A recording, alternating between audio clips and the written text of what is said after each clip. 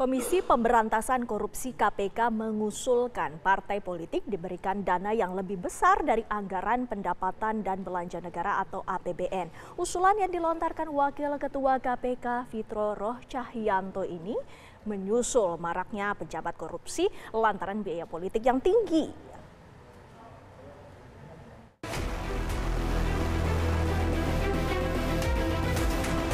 Usulan Komisi Pemberantasan Korupsi KPK untuk memberikan dana besar dari APBN kepada partai politik guna mencegah korupsi telah memicu polemik di kalangan publik dan elit politik. Wakil Ketua KPK, Fitro Roh Cahyanto, mengemukakan bahwa mahalnya biaya politik di Indonesia mendorong calon pejabat mencari dukungan dari pemodal. Sebagai imbalannya, setelah terpilih, mereka cenderung memberikan kemudahan kepada pemodal dalam proyek-proyek pemerintah yang berpotensi menimbulkan korupsi. Dengan meningkatkan dana APBN untuk parpol, KPK berharap dapat mengurangi ketergantungan korupsi. Selain memberikan dana besar, Fitro juga menyarankan agar parpol lebih ketat dalam menyeleksi anggotanya yang akan diusung menjadi pejabat baik di legislatif maupun eksekutif. KPK sudah beberapa kali memberikan rekomendasi kepada pemerintah untuk memberikan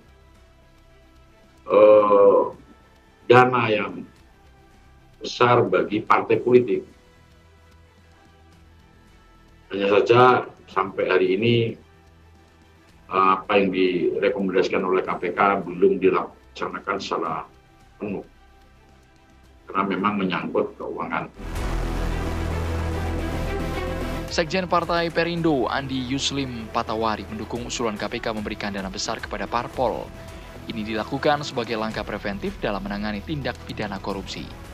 Andi menambahkan, perlu adanya regulasi yang mengatur pengelolaan dana APBN oleh parpol agar tidak terjadi penyelewengan dana.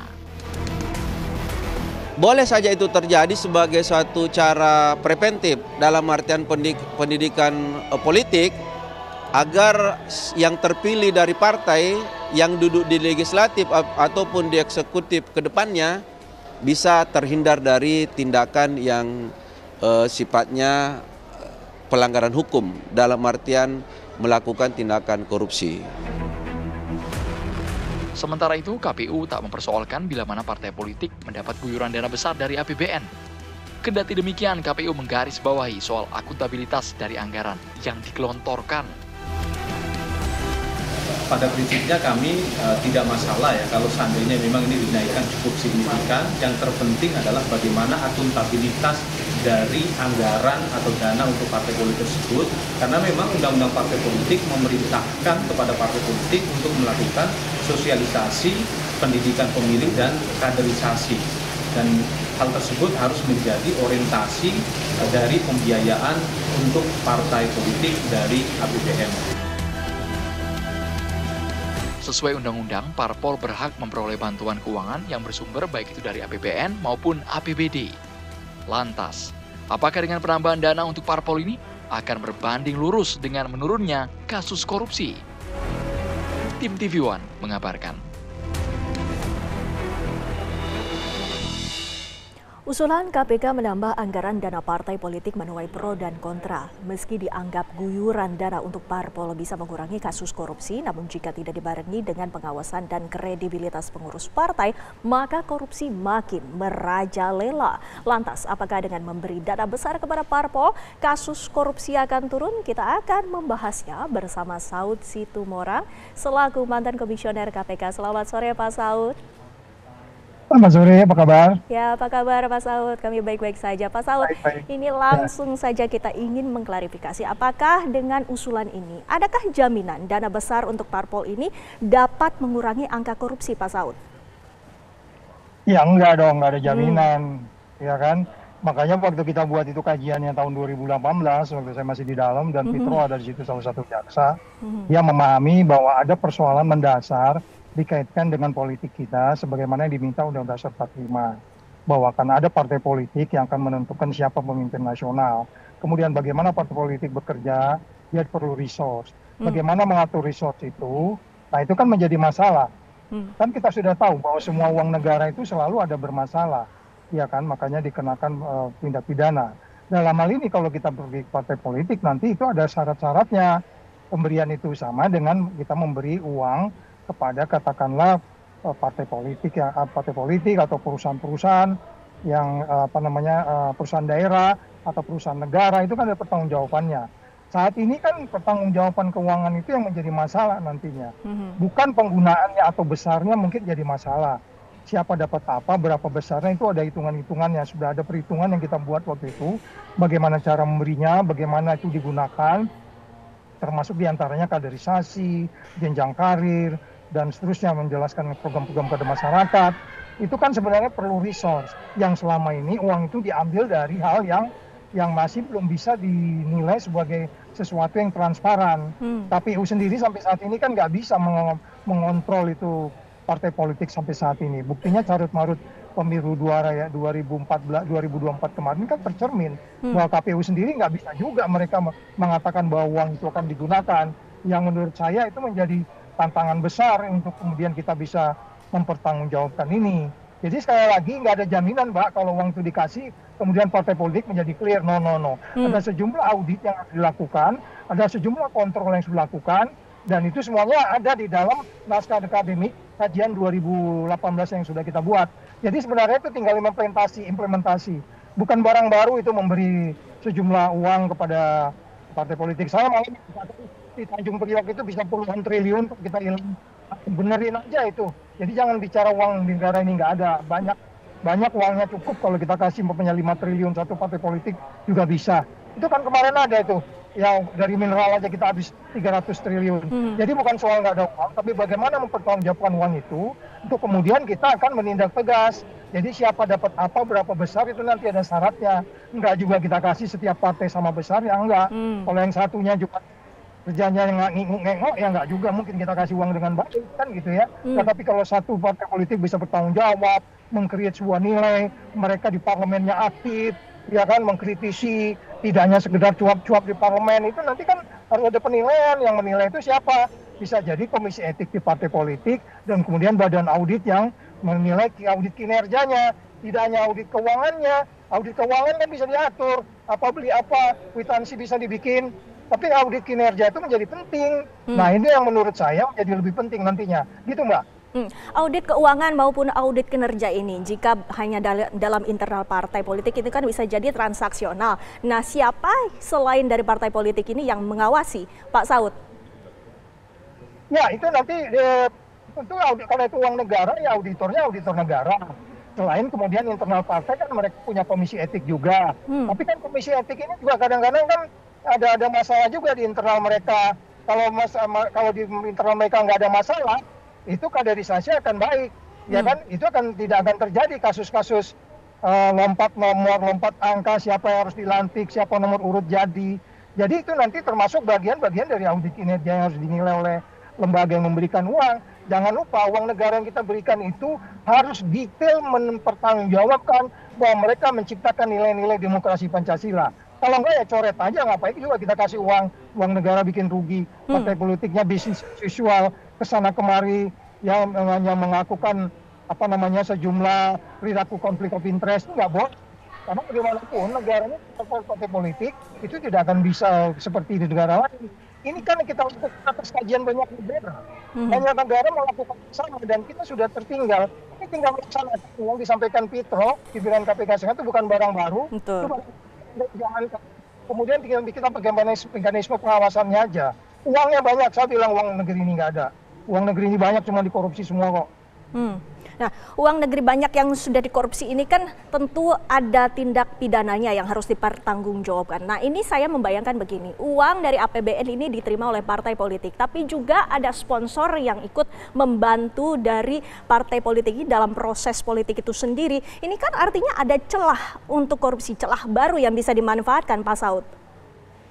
Ya, itu sisi lain lagi. Di negara-negara yang sudah maju juga setiap orang itu diberi hak untuk memberi partai pilihannya yang dia dukung, dia mau ngasih berapa. Ada filantropis yang ingin demokrasi di Indonesia baik, dia sumbang, itu dicatat berapa besarnya. Itu sisi lain lagi. Ini kan yang kita bahas adalah khusus dari negara. Negara bisa kasih apa sama rakyatnya yang ingin berpolitik untuk menjadi milih presiden yang benar. ya kan? Selama ini kan milih presidennya carut marut, kita itu semuanya transaksional, ya kan? Masuk lagi mengubah-ubah undang-undang segala macam, banyaklah carut marutnya. Sekarang bagaimana partai politik ini kita jaga supaya mereka memikirkan benar-benar menciptakan seorang pemimpin yang datang dengan dirinya, dengan Tuhannya, ya, tidak datang dengan kepentingan konfliknya atau kelompok sempitnya, sehingga kemudian dia datang dengan kerja-kerja besar, kinerja-kinerja besar, yang kemudian bisa kita audit.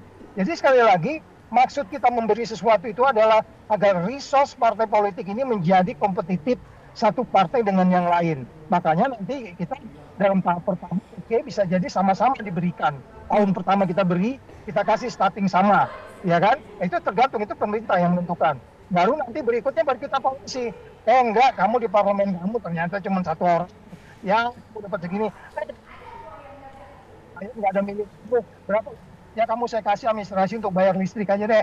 Ya itu terserah, itu kita atur. Yang paling penting adalah setiap rupiah yang diberikan negara itu harus dipertanggungjawabkan untuk kepentingan bangsa yang lebih baik.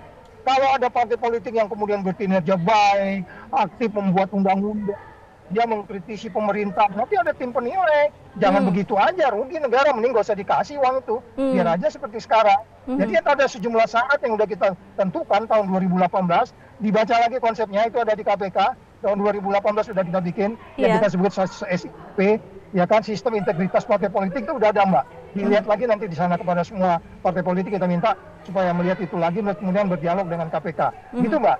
Iya, Pak Saud, bahkan Pak Saud sendiri bahkan sudah mengusulkan ini dari tahun 2016 lalu ya Pak Saud. Ini kan artinya sudah lama kajian ini diusulkan, tapi apa yang menjadi penyebab ataupun alasan dari partai politik ataupun dari stakeholders lainnya ini tidak jalan ataupun masih belum ada yang menerima dengan usulan ini, Pak Saud? Iya, memang kadang-kadang kita perap ya. Udah partai politik ini kan, coba dia lihat di apa namanya itu, di X atau di mana, di Facebook, semuanya pasti rakyat skeptis. Apaan partainya udah dikasih uang, pasti masyarakat bilangin gitu. Nggak boleh begitu. Uang itu kita beri untuk membangun kinerja.